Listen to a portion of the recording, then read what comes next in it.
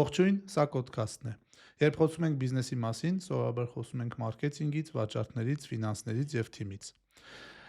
Սակայն շատ դեպքերում բիզնես հաջողությունը կամ ձախողումը կապված է գործարարի որոշումներից։ Նույն պայմաններում մի բիզնես աճում է, մյուսը ոչ։ Խնդիրը գումարն է, կապերը, թե այն ինչ կատարվում է բիզնեսում։ Այսօր խոսելու ենք հայ գործարարի շուրջ ձևավորված միֆերի, նրա ամենաթանկ սխալների, hardware-ի, software-ի, AI-ի մասին։ Եվ այս ամենի մասին խոսելու ենք մի մարդու հետ, ով շատ երկար տարիներ աշխատում է հայ բիզնեսմենների եւ հայ գործարարների հետ։ Այսօր իմ հյուրը գործարար, բիզնես խորհրդատու, բազմաթիվ գրքերի հեղինակ Սամվել Գևորգյանն է։ Ողջույն Սամվել ջան, շատ շնորհակալ եմ հյուրընկալելու համար։ Սիրով։ Սամվել ջան, առաջին թեման, որի մասին ուզում եմ խոսել ու միշտ ինչքան հնարավորություն եմ ունեցել քեզ առանձին զրույցներում այդ մասին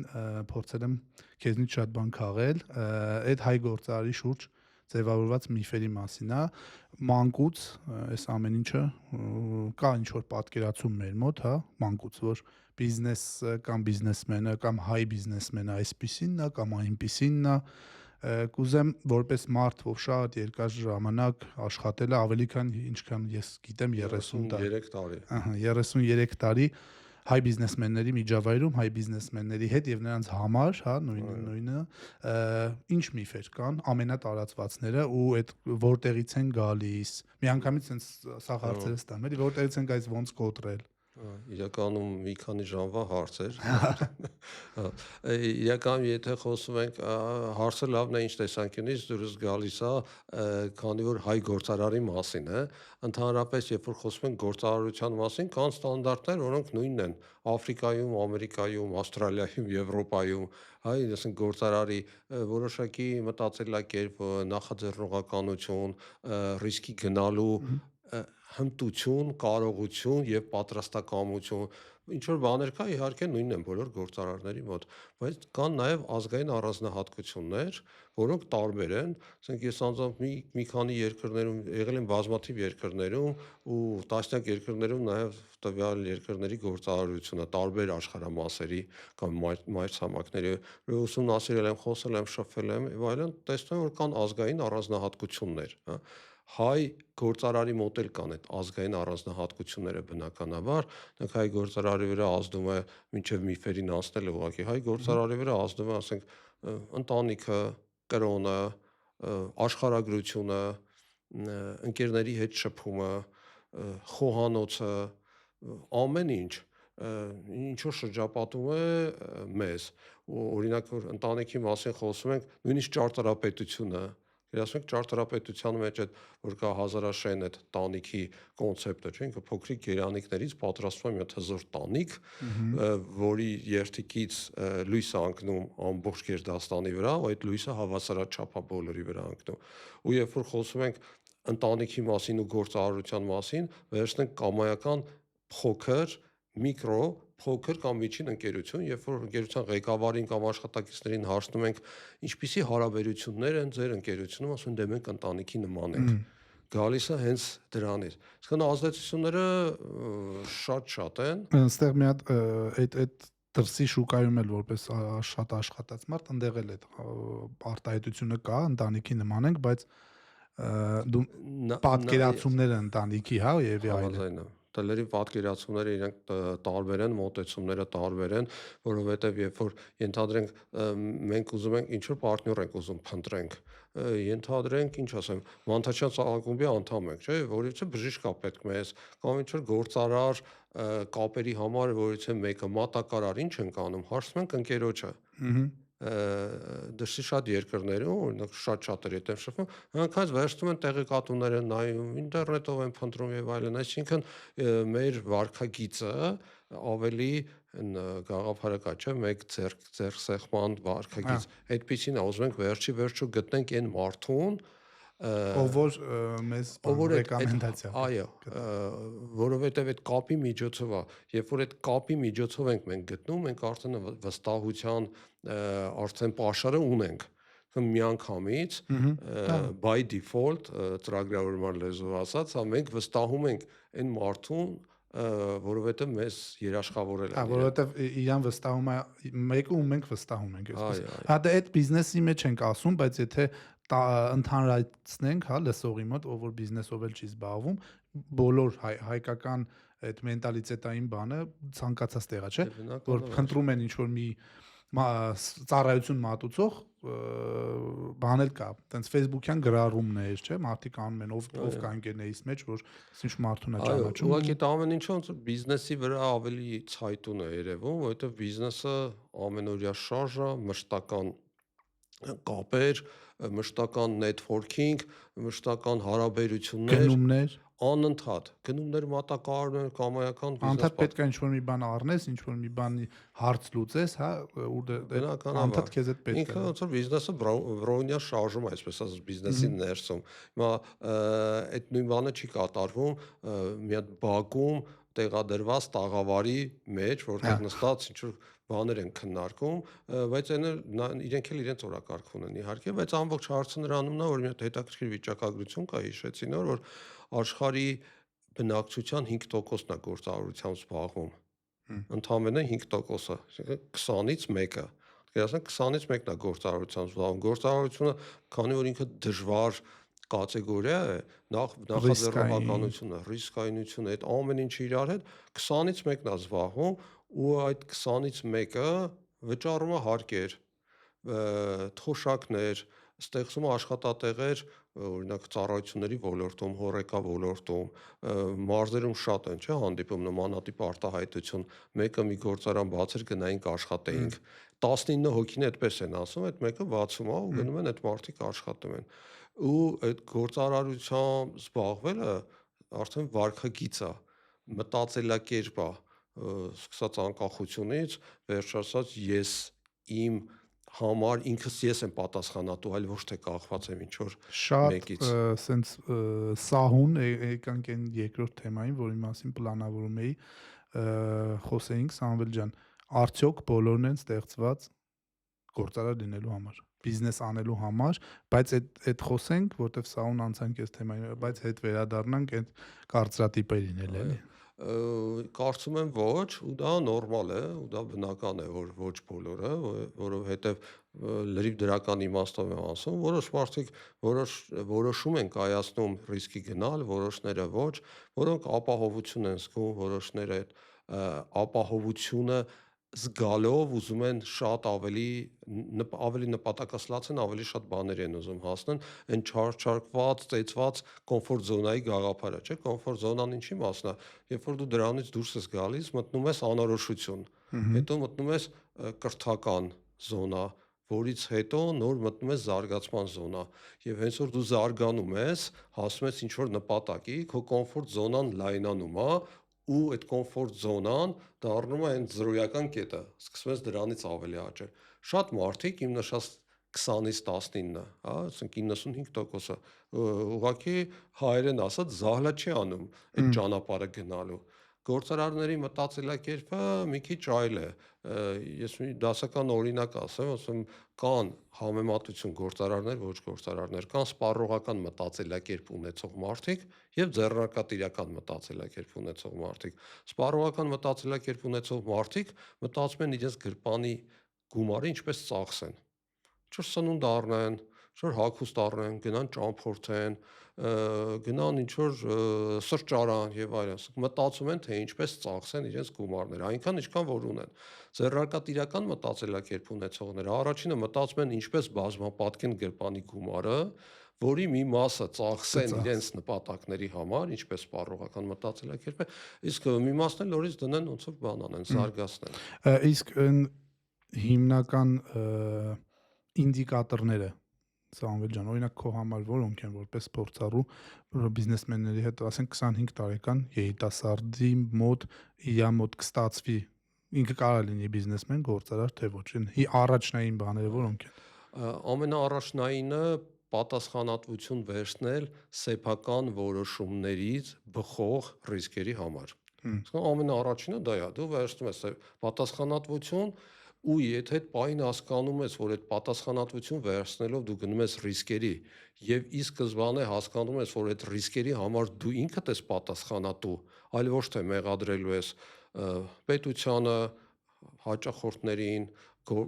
բանկերին, կամ այլ Նույնիսկ գործընկերների։ եթե մեղադրես ոչ մի բան դրանից Դրանից ոչ մի բան չի փոխվում, որովհետև մեղադրանքը երբ որ վերածվում է առաջադրանքի, հա, այդ ժամանակ արդեն շատ ավելի հեշտ է լինում այդ մեղադրանքը լուծելը։ Ոչ թե մեղադրես, որովհետև մեղադրանքը դա ինչ է, միակողմանի մի վեկտորային ուղղություն, էներգիան քեզանից գնաց։ Իսկ երբ որ խոսում ենք առաջադրանքի մասին, ես այդ մեղադրանքով ուզում եմ ինչ-որ հարց լուծեմ, չէ՞, այդ հարցը վերածում եմ առաջադրանքի խնդրի եւ փորձում այդ խնդիրը լուծել։ Այդ խնդրի նպատակը ի՞նչն է։ Ինչպես ռիսկի նպատակը ո՞րն է։ Ռիսկի նպատակը կառավարելն է, այլ ոչ թե վախենալը։ Խնդրի նպատակն էլ լուծելն է։ Իսկ մի հատ sense հարց ձախողումները ավելի շատ ըստ քո ստատիստիկայի երևի այս դեպքում փորձի հիման վրա գիտելիքների պակասից են լինում թե բնավորությունից։ Շատ տարբեր արտաքին, ներքին գործոններ, այս պահին Չէ, կդժվարանամ գործոնները կարող է շատ լինեն, բայց այդ երկուսից ո՞րն է գերակշռում։ Այսինքն գիտելիքի պակասը դժվար է, շատ դժվար է ասել այդ հարցի պատասխանը ոչ ոք չգիտի, որովհետև ձախողում են այնպիսի մարդիկ, որոնք թե գիտելիք ունեն, թե կապեր ունեն, թե հնարավորություններ ունեն եւ այլն, ձախողում են ինչ որ փոքր։ Այդ ձախողելը ոնց ասեմ, այն պարտադիր պայման է, ինչպես սիրում ենք ասել, բնականաբար, որովհետև մի օր մի սկսնակ գործարար էլ չէ, սկսնակ, ով որ դիմել է ինչ-որ գրանտային ծրագրի, ուզում է գրանտ ստանա, որպեսզի բիզնես սկսի, ու երբ որ իր հետ խոսում ենք, ասում ենք, եթե գումարները չստանաս, դու այդ բիզնեսը անելու ես, ասում է ոչ, ուրեմն դու գործարար չես։ Հենց պարզ բանը, վարժություն ասենց։ Քան գործարարի մտածելակերպը ինքը ամեն դեպքում անելու է։ Ահա, ամեն դեպքում անելու, այդ ձախողելը անհավանական իրավիճակներում է հնարավոր ձախողել, երբ որ խոսում են ասենք ձախողման եւ հաջողության տոկոսը մոտ այսպես է 99 եւ 1։ Այսինքն 99% ձախողում է ամենօրյա մեր առօրյա որոշումներ այդ բանը երևի 20-ից 1-ը չէր զբաղվի։ Եթե հաջողելն էլ տենց հեշտ լիներ, բոլորը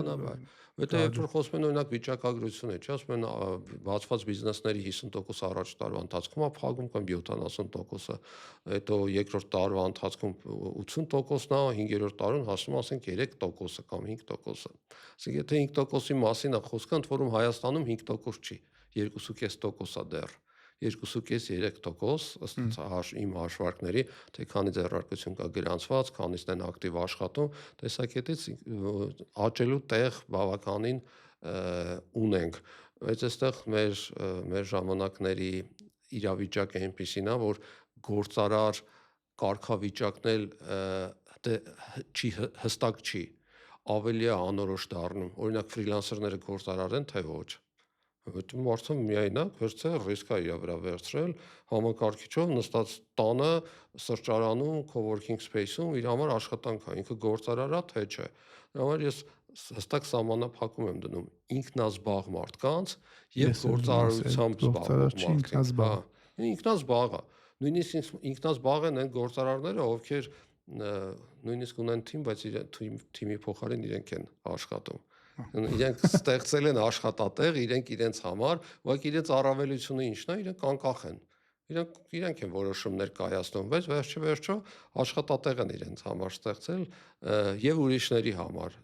Դա այդքան էլ գործարարություն չի։ Այստեղ ուրեմն լավ հարց։ Թիմին գործարարը եթե ունի թիմ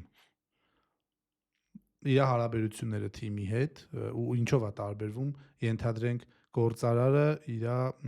թիմի ղեկավարից, թիմ լիդից կամ ասենք ինչ որ բաժնի մենեջերից այսինքն ինքը ինչ պիտի անի, ինչ պիտի չանի Այստեղ դասական պատասխան կտամ, որովհետեւ շատ այդ մասին չխոսենք, պատասխանը հետեւյալն է, ասենք դու սովորեցնում ես, որ առաջնորդման մի մասն է, թե կառավարում ես։ Եթե դու սովորեցնում ես ինչպես անել, դա նշանակում է դու պատրաստ ես դիմացինի, աշխատողի, քո թիմակցի սխալների պատասխանատվությունը քո վրա վերցնել, այլ ոչ թե մեղադրել իրան։ Եթե դու կառավարիչ ես, կարող ես մեղադրել, որտեղ դու կառավարում ես process-ները, ինչ որ մեկը սխալ գործեց։ հա, դե դու առաջնորդ ես, առաջնորդը պետքա պատրաստ լինի team leader, ղեկավար ընկերության հիմնադիրը, դա պատրաստ լինի կամայական իր թիմակցի, իր ենթակայի արած սխալների պատասխանատվությունը վերցնի իր վրա։ Առանց դրա ոչ թե գործարարը, Առաջնորդություն այլ, չի։ հա, այո։ Ահա։ Միջև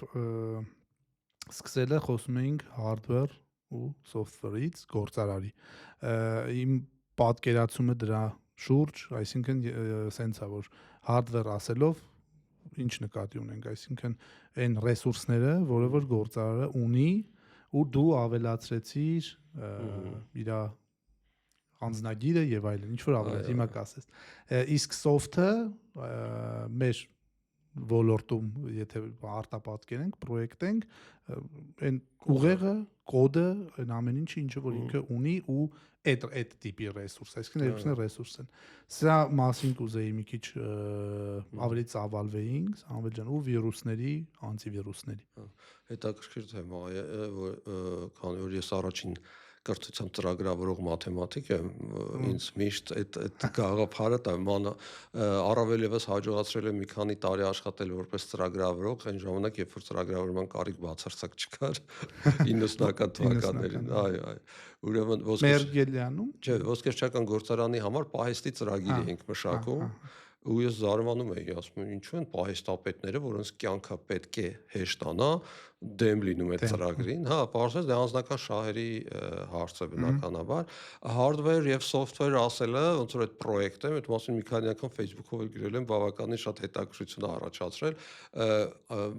ինչ տեսակետից եմ դա դիտարկում։ Մի մակարդակը, մի շերտը դա բիզնես տեսանկյունից, բիզնեսը իր ինֆրաստրուկտուրայով, իր ամբողջ սարքավորումներով, հաշվապահորեն ասած, հաշվեկշռի ակտիվների, այո, ձախ մասը, այդ ամբողջը hardware-ն է, հա։ Իսկ software-ը այդ goodwill-ը կարելի ասել, որը բրենդի անունը կամ այն մտածելակերպը, որ դրված է բիզնեսի մեջ, հա։ Այդ մտածելակերպը կարելի լինի օրինակ բիզնեսի մշակույթը, հա, ասենք կորպորացիա մշակույթը, ինչպիսի մշակույթ ունի, որի մեջ մտնում է ինչպիսի հարաբերություններ ունի հաճախորդների հետ, աշխատողների նկատմամբ, հա, ասենք օրինակ խոսում են win-win կոնցեպտի մասին, չէ՞։ Ես հիմա սկսում եմ խոսել արդեն win-win-win կոնցեպտի մասին։ Երրորդն էլ պետք է այստեղ լինի, ոչ միայն բիզնեսը եւ հաճախորդը շահեն կամ գործընկերը շահեն, այլ երրորդ կողմը նաեւ, երրորդ կողմը կարա լինի հասարակությունը, պետությունը, ինչ որ մի ուսանող, այսինքն այդ համագործակցությունից երրորդ կողմը շահող լինի։ Դու չես կարող երկկողմանի այսօրվա աշխարհում երկկողմանի օգուտ ստանալ, օգուտները գրպանել ու կողքի քաշվել։ Երրորդն էլ պետքա դա այդ դրանից կարողանա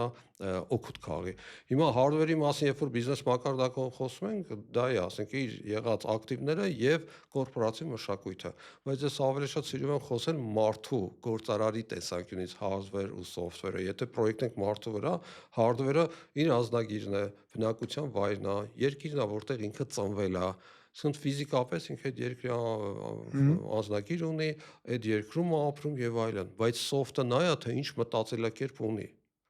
Որ այդ մարդը լրիվ այլ մտածելակերպ ունի, ոչ եթե հայկական տեսանկյունից խոսանք, ոչ հայավարի, ոչ հայկական, ոչ ազգային, չի հետևում մեր կոսմոպոլիտ է, կոլաբորիստա, ինչ քաղաքական տերմիններ չասենք, բայց ամեն դեպքում ինչ որ մի բան այն չէ այդ մարդու հետ զուտ ազգային տեսանկյունից։ Իր համար միևնույնն է, ինքը ապրի Հայաստանում թե ուրիշտեղ, չեմ ուզում այստեղ խնդիր բարձրացնեմ, թե ինչու են մարդիկ այլ տեղերում ապրում, դա իրենց խնդիրն է, ես այդ հարցին վերաբերվել եմ, վերաբերվում հետեւյալ ձևով։ Ամեն մարդ ինքն է որոշում որտեղ ապրի։ Որտեղ կան մարդիկ, ովքեր ապրում են տասնյակ տարիներ Ամերիկաներում, իրանք soft-ով շատ ավելի ամերիկաներ, Ռուսաստաններ, Եվրոպաներ, այսպես հավաքական կապ է, շատ ավելի soft-ով հայ են, ոնց բավականին շատ հայեր, որտեղ Հայաստանում են ոնց որ ապրում։ Այսինքն soft-ը, գաղափարը, եթե արդեն դա պրոյեկտ են գործարարի վրա, իր մտածելակերպն է ընդհանրապես ինչա բիզնեսը։ Այսինքն մտածելակերպը, վարքագիծը, իր նիստուկացը, իր ներքին կորպորատիվ մշակույթը, ինչա բիզնեսը։ Դրա համար տարանջատում եմ ես հստական առևտրով զբաղվող մարդիկ բարիս լավ իմաստով։ Առևտրով զբաղվող մարդիկ, ովքեր արժեք բիզնեսին չեն ավելացնում, գումար են ավելացնում, ներմուծած ապրանքին կամ գնաց ապրանքին ու վաճառում են։ Մարդիկ չարչարվում են, ջանք են թափում եւ որովհետեւ մի գումար են ստանում, բայց կան գործարարներ, ովքեր արժեք են ստեղծում։ Ասենք վերցնում են համակարգիչը, որը hardware-ն է, համակարգչով soft ծրագիր են գրում, application են գրում, որի արդյունքում որոշ մարդկանց կյանքը հեշտանում է։ Շատ ավելի լավն է։ Իսկ այն մարդիկ, ովքեր որ առևտրով են զբաղվում, բայց այդ ճանապարհին ստեղծում են բրենդ, մեծ ընկերություն, այդ արժեքը արդեն արժեքը դառնում, հա, որովհետև եթե կան այդպիսի բրենդներ շատ կան, Հայաստանում էլ բարեբախտաբար արդեն տարածվում են, Եվրոպայում շատ կա, համայական, գերմանական, ասենք գնում ենք, օրինակ ասեմ, ցուցահանդես գործիքների, հա, մտնում մի հատ բրենդ է, մեծ շքեղ տաղավարով ներկայացված, made in China, պարզվում է ինքը outsource արել, իր բրենդը ստեղծել է, outsource արել չինականին։ Չէ, գիտես ինչ նկատի ունես, Սամվել ջան, օրինակ պատկերացնենք շինանյութի ոլորտում, չէ՞։ Մենք ունենք մեծ ընկերություններ, որոնք որ չեն արտադրում, ներմուծում, վաճառում են, բայց տարբեր տեսակի ապրանքներ ներմուծում տարբեր երկրներից, բայց մի բրենդի տակ են հանդես գալիս։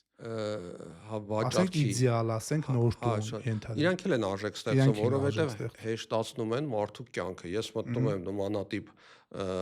սրահներից մեկը եւ իմ վերանորոգման համար ամբողջ գույքը շինանյութը այդ տարանջատումն է, էլի, ուզում որ ճիշտ հասկանանք։ Իրականում, հա, դա բան է, sense ամենափոքրիկ օրինակը վերեմ, ոնց որ առևտուր ինչ ասելով ինչ եմ հասկանում, բակային խանութ է կամ մարզային ինչ որ միտեղ խանութ է, որտեղ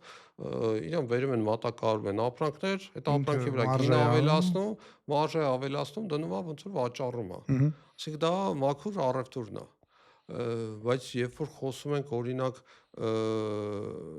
արժեք ստեղծելու մասին, այդտեղ շատ արժեքներ կան ստեղծելու, որ մարդիկ կարող են իրենց,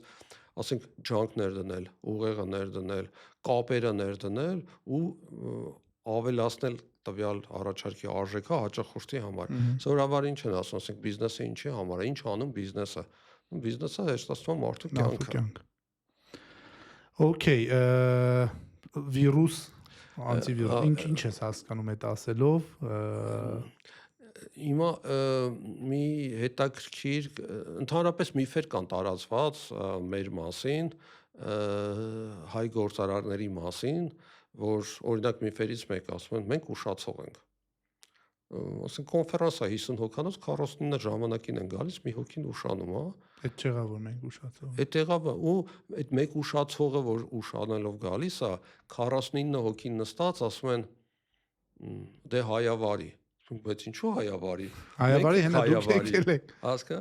Ոնց որ այդ բանը կամ համագործակցող չեն։ Ոչ համագործակցող ենք։ Դա փաստ է։ Կամ ասում են խափեբա են, չէ, նմանատիպ միֆեր են տարածում։ Հիմա հիմնական հարցը մենք այդպեսին ենք, թե այդպեսին չենք, ես ավելին քան համոզված եմ, որ այդպեսին չենք, որովհետև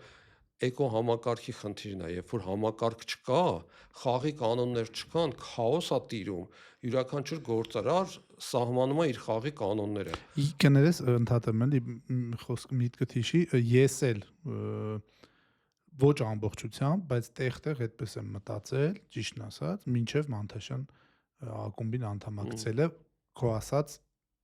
համակարգը, որ այնտեղ կա, որտեղ արդեն վերանում է համագործակցող չենքը,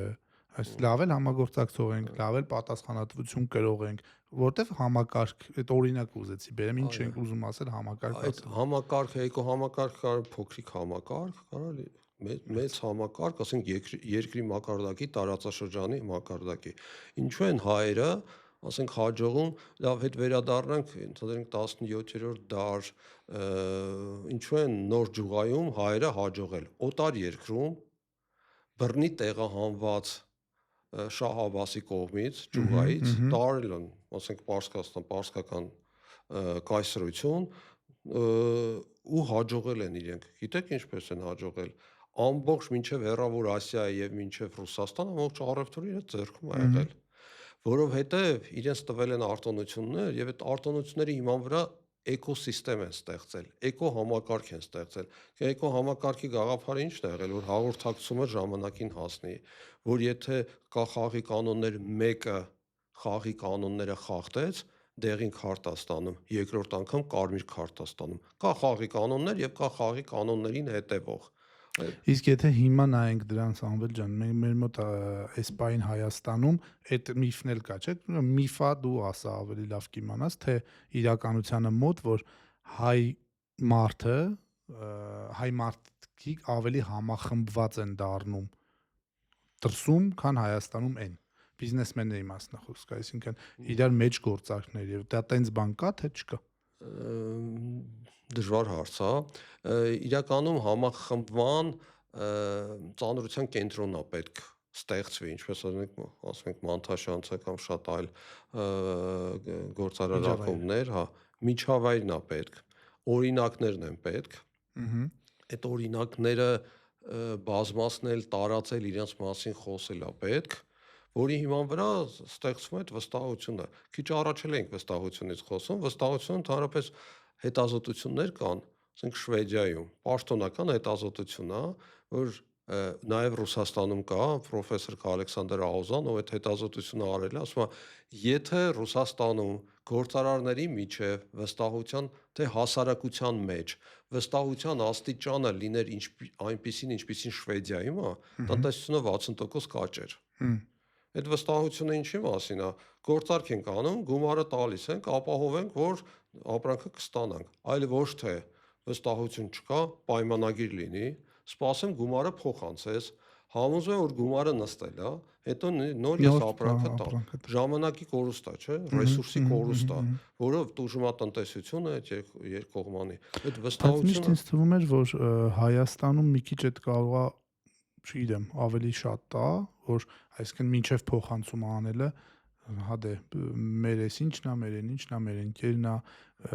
բայց փաստորեն դրսում այդ բանը ավելի շատ է, չսպասել, որ անպայման պետք է նստի գումարը նոր փոխանց։ Շատ ֆակտորներից է կախված։ Մենք ունենք հոլանդացի պարտներներ, որոնց հետ առաջին, երկրորդ անգամ աշխատելով իրանք ապրանք ուղարկում էին, հետո էին գումար ստանում։ Հետո սպասում էին, որ գումարը ստանան։ Այսինքն սկիզբն է դժվար իրանք։ Այդ սկիզբը, այդ վստահության, որտեղ վստահությունը դա ամենամեծ ռեսուրսն է, բայց վստահությունը ասես ուղղակի չի ծավալվում ուղղակի։ Վստահությունը շատ կոմպոնենտների համադրությունն է։ Երևի բանն է, չգիտեմ, ամենաթանկ ակտիվներից մեկն է։ Եթե ոչ ամենաթանկը։ Հա, դե նորից վստահության մասին հետազոտություններ կան, որ տնտեսությունը կարող է բազմակի աճի, երբ որ վստահությունը շատ ավելի մեծ է։ Իսկ այդ համախմբման հետ կապված գաղափարը հետևյալն է, որ միֆ կա հայերի մեջ էլի համախմբված չենք, չէ ինչ եթե խնդիր առաջանում լրջագույն գոյատևման խնդիր, պատերազմական իրավիճակ, քիչ թե շատ կա, հա, ավելի շատ, քան թե քիչ, դա կա։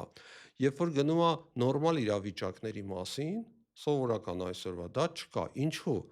Որովհետև չկան խաղի կանոններ հիմա։ Այն ժամանակ կա խաղի կանոններ, այդ խաղի կանոնները թելադրվում է դրսից։ Ինչ է դա նշանակում։ Պատերազմա թշնամին սկսել։ Արտաքին ուժը ազդում, արտաքին ազդեցությունը հասկանալի է ու դեմ ենք հակազդում, էլի։ Որտեւ ասենք խաղի կանոն է սահմանվում, պատերազմ է սկսվում։ Այդ պատերազմի արդյունքում մենք տեսնում ենք, որ խաղի կանոններ կան, արդեն կա խաղ, ու մենք մեր դերը հասկանում ենք ու սկսում ենք հակազդել։ Խաղալ այդ խաղը։ Իսկ մեր իրավիճակում օրինակ Հայաստանում խաղի կանոնները այս պահին էլ դեռ չկան։ Հա, բայց հա, նենց չի որ բանը իսկ գնում է դրան ինչ որ կերպ բացի այդ մեր ասած ակումբներ, միջավայրներ, որը որ էլի բիզնեսմեններն են ձևավորում, նում է ինչ որ մարդ, որը որ անհատական իր պատասխանատվությունն է վերցնում, չէ՞, ու տանում է դա առաջ, իսկ պետական մակարդակով էլի չեմ ուզում քաղաքականության բանով, բայց դե այդ հարցը բազմաշերտ է, պետական համակարգում օրինակ օրենսդրական ամբողջ փաթեթը լինի։ Դուք Հայաստանի այս պահի օրենսդրությունը ներդրումային տեսանկյունից գրավիչ չի։ Այսինքն պետք է ներդրումային գրավչություն ունենա այդ օրենսդրությունը։ Ներդրումային գրավչությունից զատ նաև հիմա շատ գործարարներ կբողոքեն, եթե դա ասեմ, ասենք ես այս Ասա, կողմնակից եմ, որ բողոքեն։ արտոնություններ տարբեր շերտերի փոքր միջին ձեռնարկությունների համար չլինեն, միկրոների համար լինեն, որովհետև միկրոները ինքնազբաղ են։ Դա այլ կատեգորիա է։ Երբ որ խոսում ենք գործարարների մասին, հարկային արտոնություն պետք է բոլորը լինեն հավասարաչափ, որովհետև ես մի ընկերությունով մասնակցում եմ մրցույթի, իմ մրցակից ընկերությունն էլ է մասնակցում մրցույթի, ես ավելացած արժեքի արկ վճարող եմ, նա չէ։ Ինչու՞, որովհետև նա 10 ընկերություն է բացել ու 10 տարբեր վարչարություն պետք է արվի իրան գտնեն եւ այլն, բայց պետությունը քան ռեսուրս ունի Ավելի լավ է բոլորի բան անել, ընդհանրապես ավելի լավ է այդ խաղի կանոնները սահմանել, բայց խաղի կանոնները մի շերտն է, երկրորդ շերտն էլ հետևել, որ բոլորը հետևեն այդ խաղի կանոններին, հա։ Ոնց որ պետությունը այդ բանը օրենսդրական այդ դաշտը եւ հետևի, որ դա արվի։ Գործարարները ավելի շատ, օրինակ Սփյուռքահայերի մասն են շատ խոսում 90-ական թվականներին, 2000-ականներին գալիս են ու խաբվում էին այստեղ։ Իրանք եղել են տասնյակ օրինակներ, հարյուրավոր օրինակներ, հազարավոր օրինակներ, բայց չեն եղել միլիոնավոր, որովհետև վատ օրինակները ավելի շատ են տարածվել։ Հա, Առաջինը եղել դա, են նաև, ասենք, եթե հազարավոր վատ կարող է հազարավորը լավ, ուզում ես տասնյակ հազարավոր լավ, որովհետև լավերը չեն խոսում։ խոսում։ Նույն մեր շրջապատի գործարարներին է, ամբողջ օրը ես այդ մասին եմ խոսում, որ պետք է կամայական գործարար ինքը ակտիվ լինի, պետք է ակտիվ լինի սոցիալական ցանցերում, պետք է սեփական անձնական բրենդը ստեղծի, ի օգուտ բիզնեսի։ Մեր շրջապատում միևնույնն է 5%-ն է ակտիվ սոցիալական ցանցերում, 95-ը չէ։ Հիմա դրա լավ կողմը ասեմ, որ այդ մարդիկ գլուխները կա, իրանց համար աշխատում են, ստեղծում են։ Վերջերս ես սկսել եմ ակտիվանալ, էլ գլուխս կղճեմ ստեղծում են, բայց իրենք ջանք չեն թափում իրենց լավ օրինակը տարածելու։ Իսկ վատ օրինակը վարքյանական, սոցիալական ցանցերում կա, ընդ որում վատ օրինակների 99 միֆերի մասին, 99%-ը պարզվում է միֆ է։ Բանա, այդ կարելի է դրան նայել որպես բան, հակառակորդ, հա, այս դեպքում եթե պատերազմը արտաքին է, այդ վատ օրինակը հակառակորդն է, հակազդման մեխանիզմն էլ, եթե համախմբվենք, լավ օրինակը շատ տարածել։ Այո։ Որովհետեւ կնի խաղի կանոն։ Ինչ որ դեպքում, այդ քո ասածը sense պրոյեկտ եմ, օրինակ որ այդ թեմայի մեջ բավականին խորացել եմ իմ նոր գրքի շրջանակներում ու օրինակ ազդեցությունները տարբեր ոլորտների գործարարի կերպարի, մտածելակերպի, վարքագծի վրա։ Օրինակ հեքիաթների ազդեցությունը։ Հա, անդադ խոսում ենք հեքիաթներից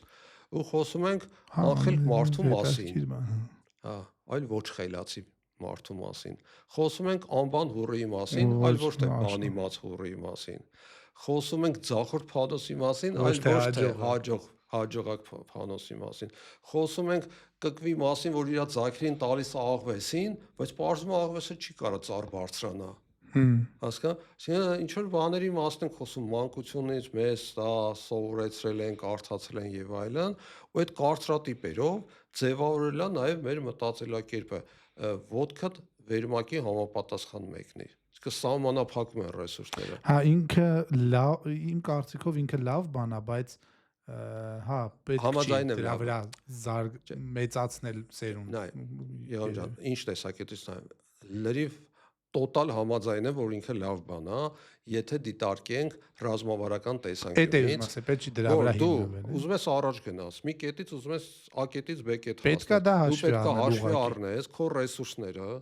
հաշվի առնես քեզ ինչ անհրաժեշտ հասնելու B կետին ու փորձես գտնել դրանք ու հասնես։ Հիմա իսկ եթե դա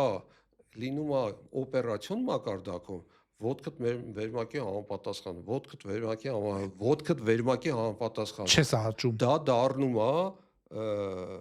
ստոպր։ Այո, out of box-ի հակառակն եմ ուզում, inbox։ Դա դառնում է արխի մեջ, ինչ որ մի բան, ու մարդը չի ձգտում ոնց որ առաջ գնալու։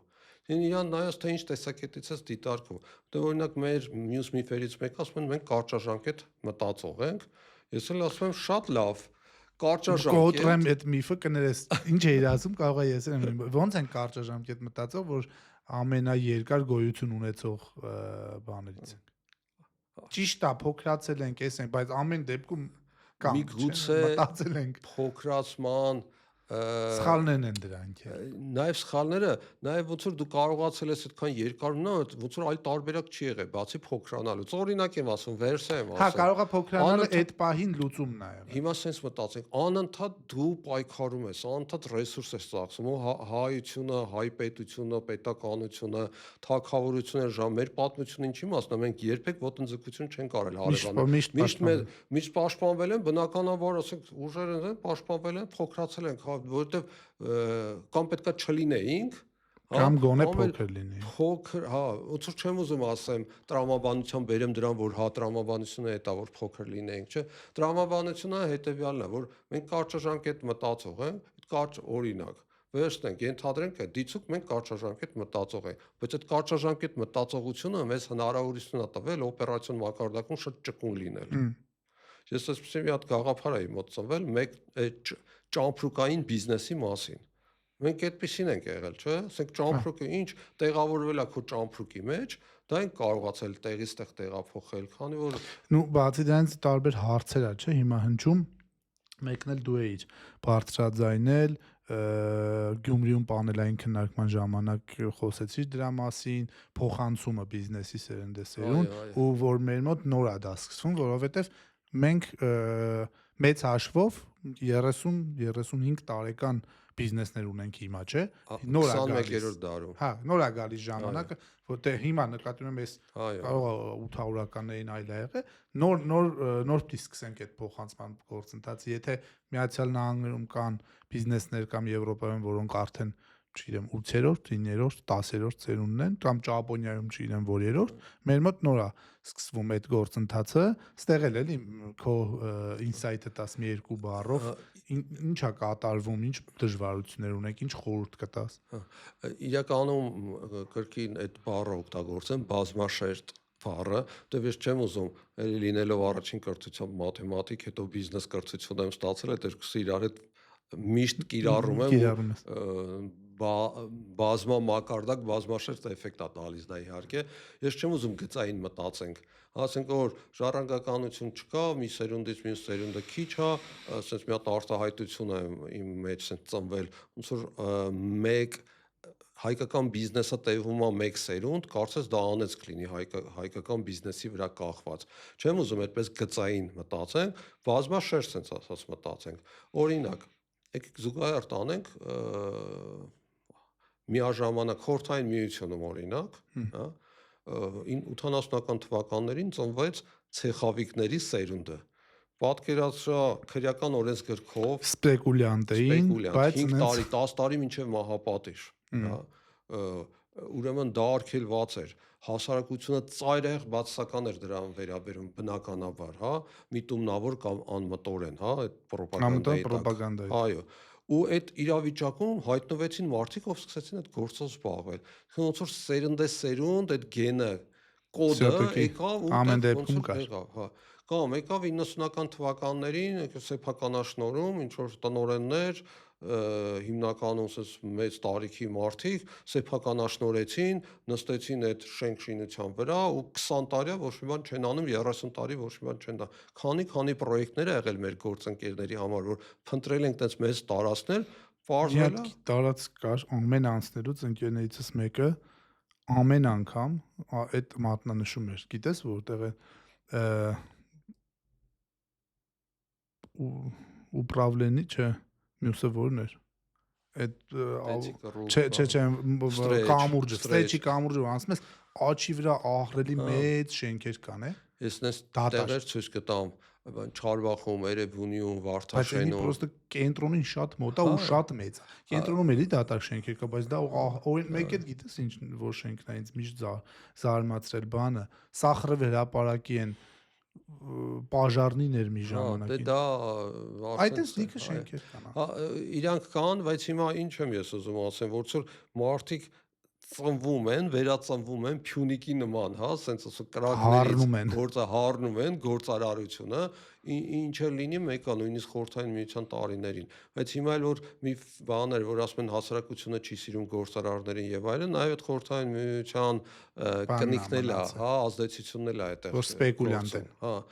որովհետեւ խոսքը միայն Խորհրդային Միության մասին չի։ Դրանից առաջ ցարական Ռուսաստան, հա, ասենք նույն համակարգն է, ինչ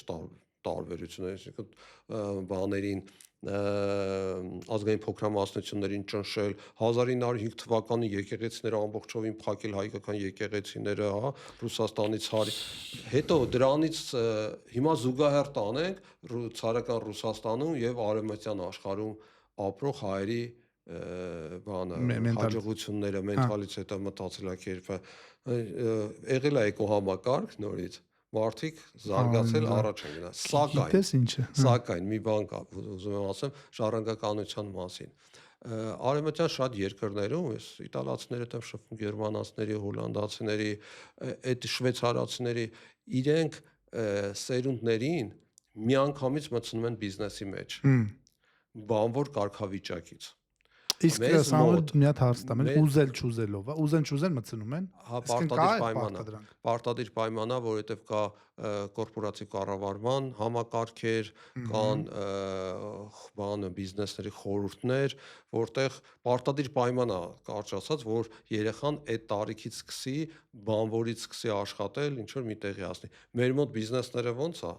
հարյուրավոր բիզնեսների օրինակ կբերեմ ոչ եթերում իհարկե, որ եթերից դուրս, որ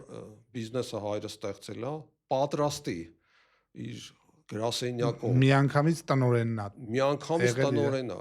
Երեխան միանգամից տնօրեն է դառնում։ Բայց այդ երեխան դեռ պատրաստ չի տիրապետում համել բիզնեսին։ Հայրը այդ ճանապարհը անցել է, ասում է իմ երեխան ինչ պետքա չարչարվի։ Բայց դա սխալ մոտեցում է։ Միանշանակ։ Ինքը պետքա մտնի դրա մեջ, ինքը պետքա սովորի, կրթվի, նայի, կա Հայաստանում մի սուպերմարկետ, որը փակվել է արդեն, բնականաբար պետքա փակվեր։ Ես գնում եմ դիմացը կանգնում եմ, չի թողում այդ պարկովչիկ հայերեն ասած։ Ասում է սա շեֆի տղու տեղն է։ Ասում եմ ես հաճախորդ եմ, եկել եմ առավոտը, ասա կապ չունի, շեֆի տղու տեղն է։ Շեֆին ճանաչում էի։ Մի օր հանդիպեցի, ասի դա այդքան էլ ճիշտ չի։ Ես կլիենտ եմ, եկել եմ, ես երբեք ձեր մոտ չեմ գա, ընդ որում բոլորին ասում եմ, որ այդտեղ մի գնացեք։ Ասում եմ, բայց այսքան ստեղծել եմ, տղուս համար մի հատ պարկովքի տեղ էլ չստեղծեմ։ Ասում գաղափարախոսությունը արդեն աղճատված է, լրիվ այլ է, սխալ է։ Իմ պատկերացմամբ պիտի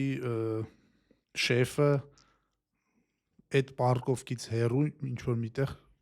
կանգնի, որ հաճախող, որտեվ բիզնեսը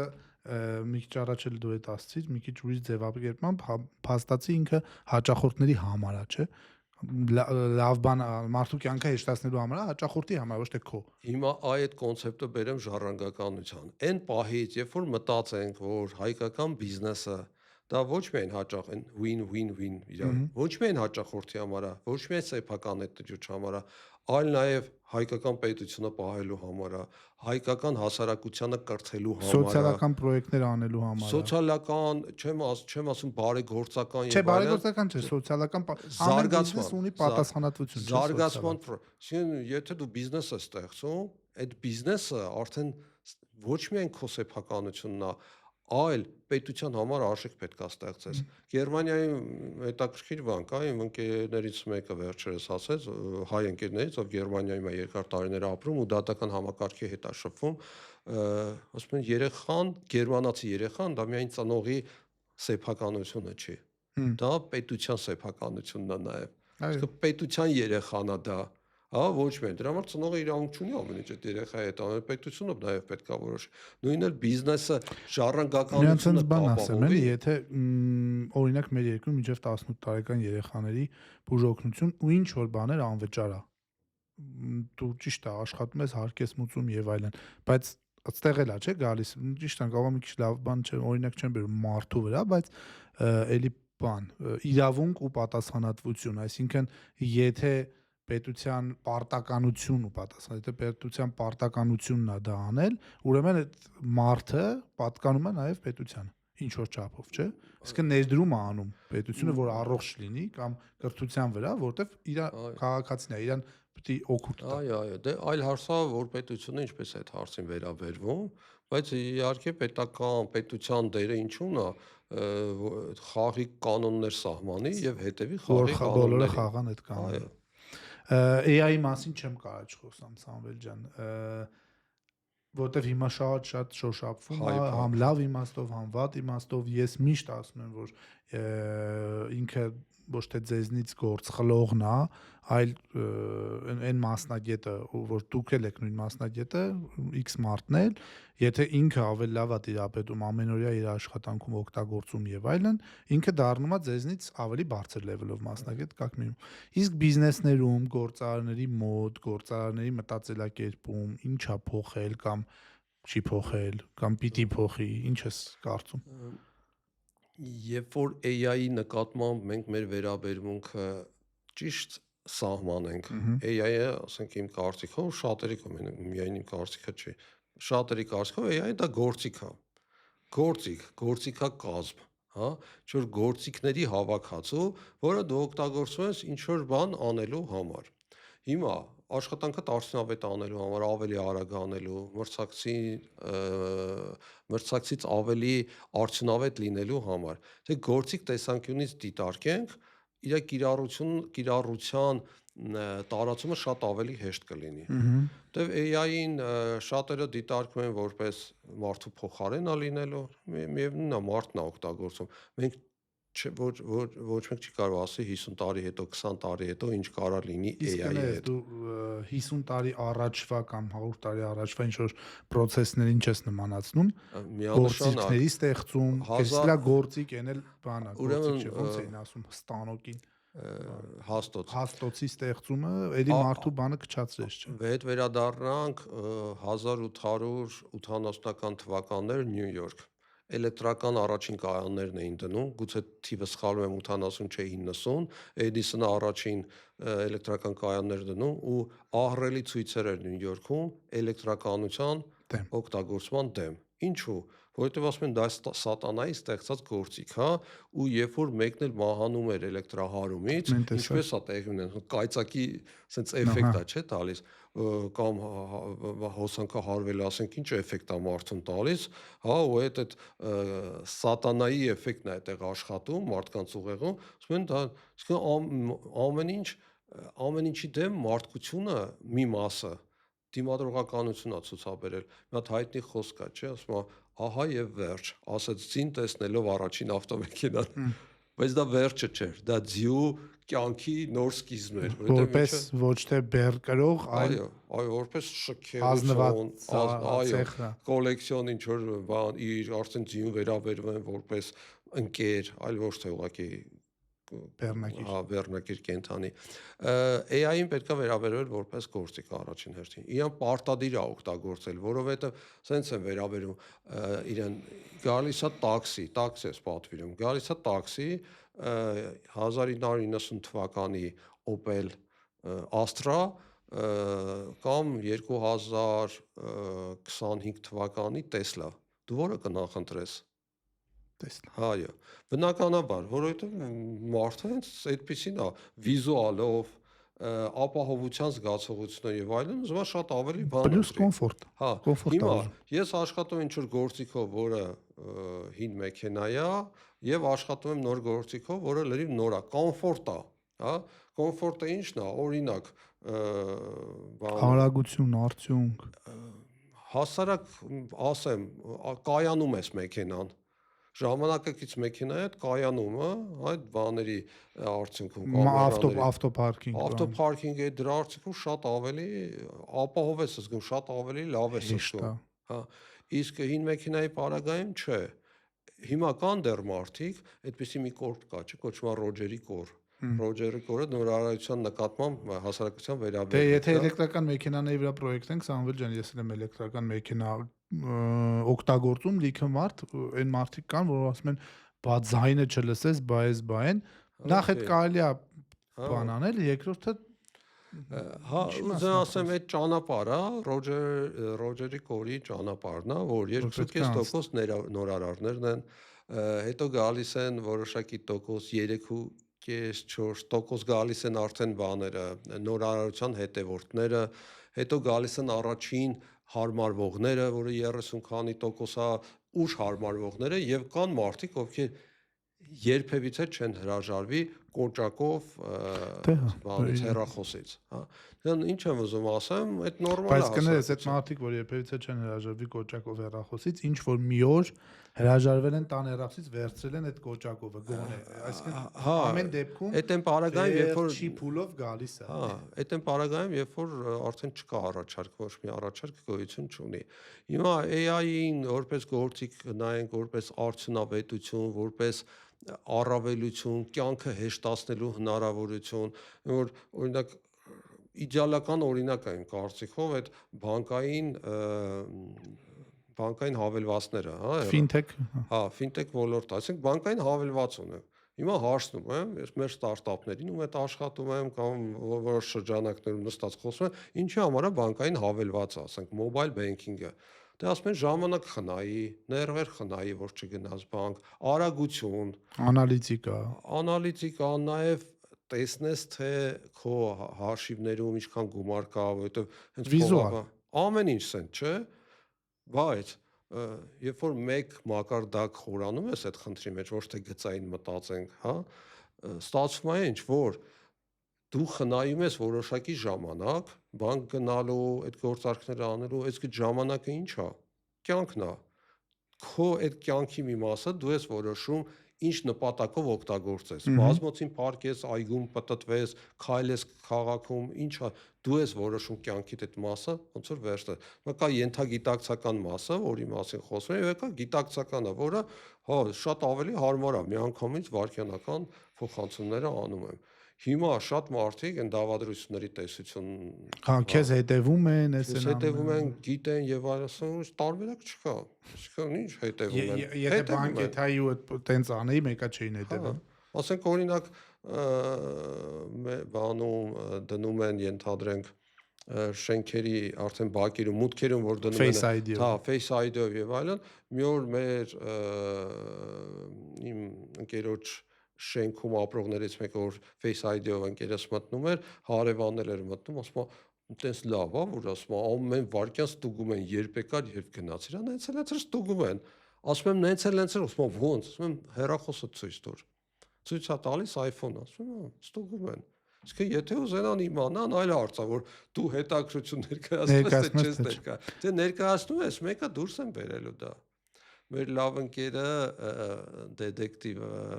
Հայկ Ճապրելյանը, մեր շատ լավ ջերմ ընկերը, ողջունենք իրան, իհարկե։ Ուրեմն մի էսպիսի բան ունի, ասում սոցիալական ցանցերում ակտիվություն ցուցաբերելը ամենախելամիտ քայլն է այսօրվա մարդը, որ կարա անի, որովհետև եթե դու սոցիալական ցանցերում չես, դու խիստ կասկածելի մարդ ես։ Հա։ Ես էլ այդ թեմայով ունեի մի հատ բան, տենց հոդ կարճ փոքր արտիկլ, այդ բաններ, բիզնեսմենի համար անձնական բրենդի բացակայությունը ու սոցիալական հարթակներում ոչ ակտիվ լինելը, որ աստիճ գլուխը կա գործ են անում, բայց այլ բիզնեսմենների համար, քո պոտենցիալ գործընկերների համար դու կասկածելի ես, կասկածելի չես կամ տեսանելի չես, իսկ ոչ մեկ չի ուզում անտեսանելի մարդկանց հետ աշխատի, այս կամած։ Հա, իրականում այդպես է, ասենք հայկական օրինակներ շատ կան, ասենք անձամբ օրինակ չեմ ճանաչում Քամանչայի Արեգին, բայց հա, ես ֆանտաստիկ գործ փորձեմ ծանոթանալ, որովհետև մի քանի օր առաջ տեսա իմ ընկերը Նաջարյան Արմենը իր հետ հանդիպմաններ, ասենք մեծ սիրով կծանոթանամ, որովհետև ահռելի, օրինակելի գործ անում, ոնց է հնարավոր սոցիալական ցանցերում այնպես անել, որ արտասահմանից հատուկ գան քո ռեստորան։ Ու բան 1.4 միլիարդ շրջանառություն ապահովել։ Ընդ որում այդ նայեցի Էդվարդի մոտ, Էդվարդն էր ոդքասթ արել, չէ, բանի բրենդի, ամենաշատ դիտված ռիլներ, որովհետև մարդիկ սիրում են թվեր մարդիկ սիրում են ուրիշների փողերը հաշվել, հա, ու շատ հետաքրքիր ողջունենք, մենք էլ ենք ողջունենք, հա, չենք, այո, չենք ճանաչում, ողջունենք իհարկե, ու մի օր առիթ կլինի ծանոթանալ, բայց ինչու եմ այդ օրինակը բերում, ֆենոմենալ օրինակ է, թե ինչպես կարելի է անվճար քո ռեսուրսը դնելով բնական կոնտենտով։ Հա, բնական, օրգանական կոնտենտով դարձնես մի ինչի բան, որ բանում գնաս դու էլ զարմանաս, ոնց է հնարավոր Բայց գիտես Երևանում հետաքրքիրը որն է, ռեստորանի հյուր բան։ ամեն դեպքում նայ հետաքրքիր գիտես որն է, որ մի քիչ այդ անձնական բրենդը մարդիկ կան, որ վախենում են, որ շատ ասոցացվում իրանց իր հետ, չէ, իրական ընկերությունը առանց իր չի լինի եւ այլն, բայց Արեգի դեպքում ամեն դեպքում Քամանչանել է հայտնի որպես բրենդ։ Դու նես չի որ ասում են Արեգի ռեստորան։ Արեգով է հայտնի դարձած, Քամանչան որպես անուն, որպես բրենդ ամեն դեպքում տենց բան չի։ Ես մասնագիտական կարծիք ասեմ, որպես բիզնես խորհրդատու, Արեգի ֆակտորը շատ ավելի բարձր եղավ, Արեգի ֆակտորը աշխատեց Քամանչայի բրենդը ավելացնելու ուղղությամբ։ Ինքը կար, ճիշտ է,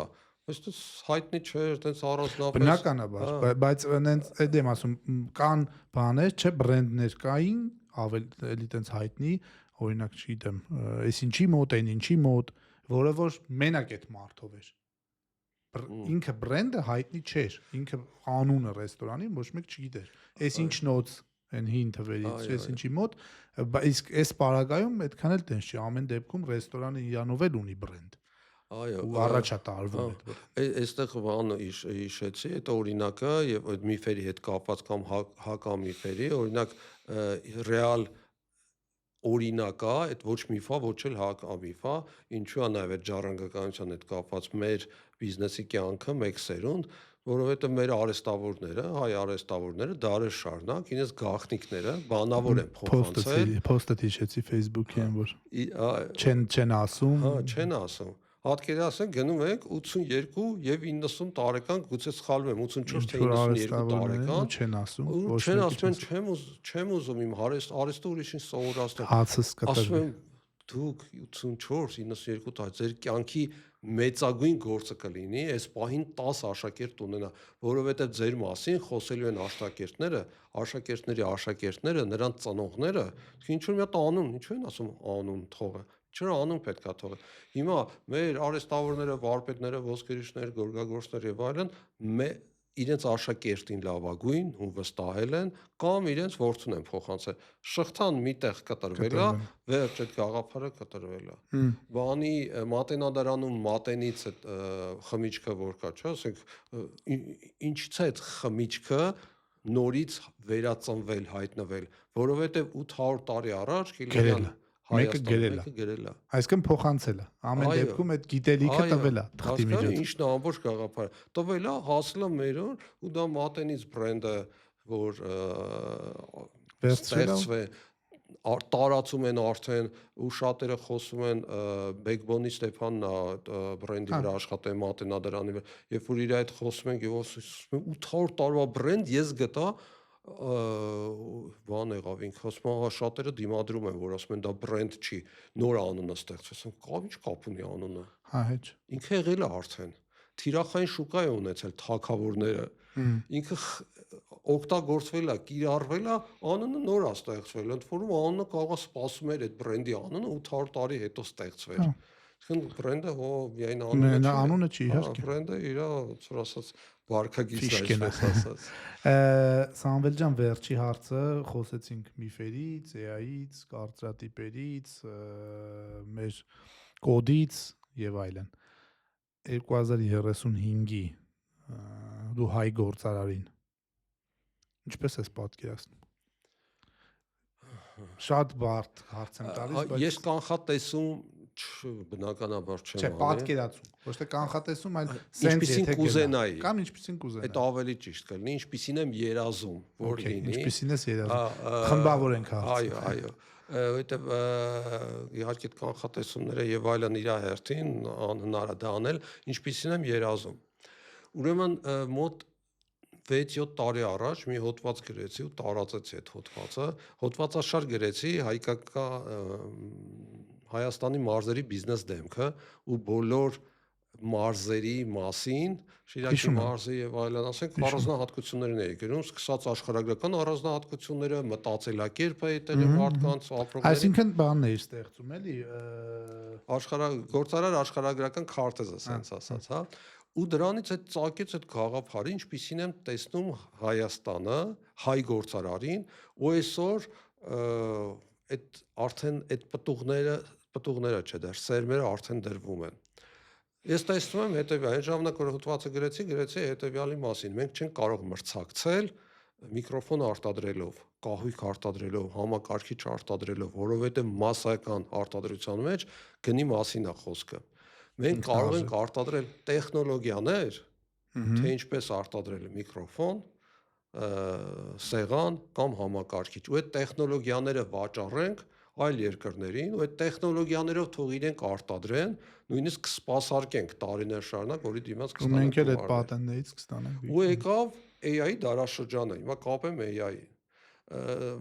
Nvidia-ի փոխնախագահը, որ ելույթ ունեցավ պետական համալսարանում, AI conf-ում, մի հետաքրքիր բան ասաց, չէ՞, ասաց մենք քանի հայ ենք Հայաստանում 3 միլիոն, աշխարհում 10 միլիոն, լավ 10 միլիոն, բայց մենք կարող ենք դառնալ 100 միլիոն, ինչպես, ասում են, հասարակ 100 միլիոն AI agent ստեղծենք, թող այդ AI agent-ները աշխատեն մեր համար։ Իսկ այդ նույն գաղափարն է։ Այսինքն կարևորը թե դու գաղափար ունենաս, ինչ պետք է անես։ Այդ AI agent-ին ուղարկում ես, որ ինչ անի։ Ու այդ հարցի պատասխանը ավարտեմ հետեւյալ արտահայտությամբ, որը որպես բացասական է միշտ դիտվել, ես ծայրահեղ դրական եմ դիտարկում։ Լորենց Արաբացին, հետախույզ շպիոնի, լրտեսը, բրիտանական լրտեսը, որ հայերի մասին հոդված է, չէ՞ գրում, այդ անտանելի հայերը, ու այդտեղ գրում է այսպիսի արտահայտություն. զգուշ եղեք հայերից, կարող բառացի չբերեմ, բայց գաղափարն եմ ասում, զգուշ եղեք հայերից, հայերը չեն սիրում աշխատել, սիրում են աշխատեցնել։ Եկել է AI դարաշրջանը, եկեք 100 միլիոն, 200 միլիոն AI agentներ ստեղծենք, տեխնոլոգիաներ ստեղծենք, այո, ու այդ AI agentները աշխատացնենք իօքուտ Հայաստանի, իօքուտ հայկական պետության, ու եկել է մի դարաշրջան, որտեղ երկրի փոքրությունը ուղիղ համեմատական չի երկրի հզորությանը։ Ես մի հատ ուրիշ բան ասեմ, Սամվել ջան, կարող է շատ ռիսկային բան եմ ասում, բայց իմ կարծիքով եկել է մի դարաշրջան, որ երկրի փոքրությունը օգուտ է, որովհետև շատ մեծ երկրներ պահելը շատ ճկունություն է։ Հիմա տեսնենք մեծ երկրները, ասենք թե ինչ իրավիճակներ է մեծ երկրներում։ Այսինքն մենք փոքր լինելով կարանք ճկուն լինելով, խելացի վարվելով կարանք շատ ավելի լավ հնա ունենանք ու ավելի լավ պայմաններ ապրելու, բարեկեցիկ։ Ընդ որում, երբ որ խոսում ենք, ասենք, աճի մասին, ես հայ գործարարին պատկերացնում եմ ոչ թե տարին 15, 20, 30, տարին 100% աճ ապահովող, ես հայ գործարարին պատկերացնում եմ տրանսֆորմացված, տոտալ տրանսֆորմացված, լրիվ այլ հարթության վրա գտնվող մտածելակերպ, որտեղ գեներացնում է տեխնոլոգիաներ, այդ տեխնոլոգիաները վաճառում է կամ տալիս է սպասարկման այլ երկրներին։ Բարձր տեխնոլոգիական, բայց ոչ տեխնոլոգիական այն իմաստով, ոնց որ հիմա ենք պատկերացնում սարքեր, սարքավորումներ եւ այլն, ոչ էլ AI-ը, որովհետեւ AI-ից մեկ այլ բան է ծնվելու 5, 10, 20 տարի հետո, հա, նույն 2035 թվականին, բայց մենք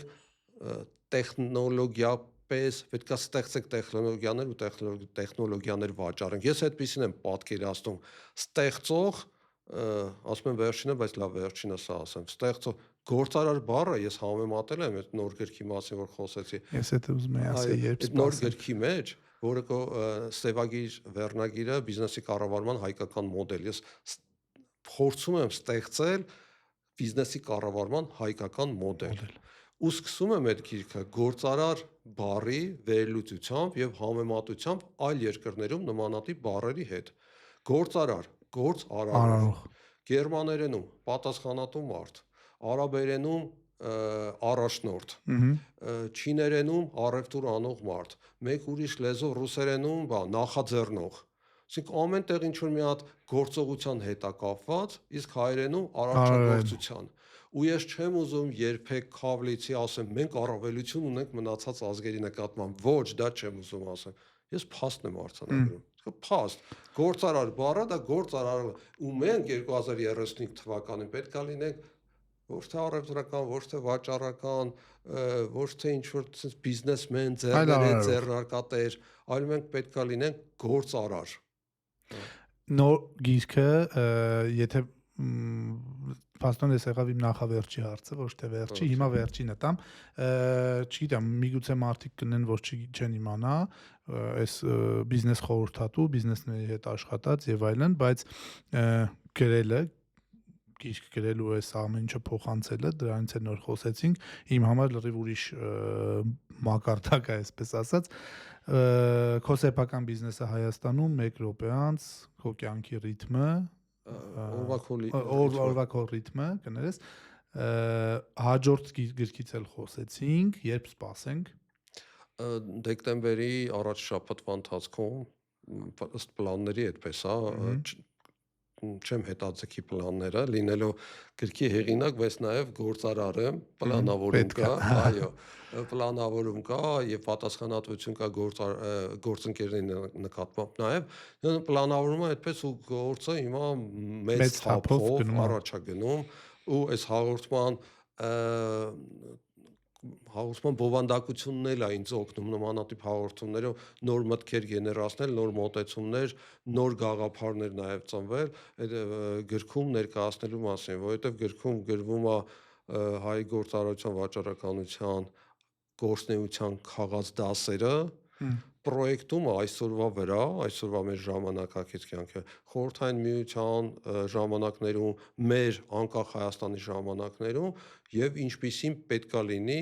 բիզնեսի կառավարման հայկական մոդելը, ինչպիսին եմ ես դա տեսնում։ Շատ ուրախ եմ, որ գրեթե այդ բանով ճանապարհով գնաց մեր խոսակցությունը։ Մերսի շատ Սամվել ջան, զգացված եմ, որ հյուրընկալեցի, շատ լիքը բան սովորեցի ամեն անգամ ոնց որ մեր զրույցներում եւս այս անգամ մի քիչ հանրայնացնենք մեր զրույցները։ Շնորհակալ եմ, հաջողություն եմ մաղթում նոր գրքում ու սպասում եմ շատ, որովհետեւ քո գրքերի ֆանատն եմ, այսպես ասած, բոլորը կարդացել եմ, հենց դուրս քո սեփական բիզնես Հայաստանում մի քիչ ավելի ուշ, երևի ուշ սկսեցի բիզնեսի մասին գրքեր կարդալ, բայց մնացածը հենց դուրս է եկել ու շատ ողջավորված կսպասեմ։ Մերսի շատ։